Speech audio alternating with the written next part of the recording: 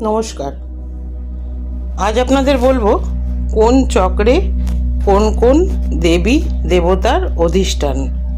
মূলাধার চক্র গণেশ, স্বাধিষ্ঠান চক্র ব্রহ্মাদেব সরস্বতী, মণিপুর চক্র লক্ষ্মীনারায়ণ, অনাহত চক্র শিব গৌরী, বিশুদ্ধ চক্র রাধাকৃষ্ণ, আজ্ঞা চক্র আমাদের আত্মা বাস করেন, সহস্রার চক্র নিরাকার ব্রহ্ম।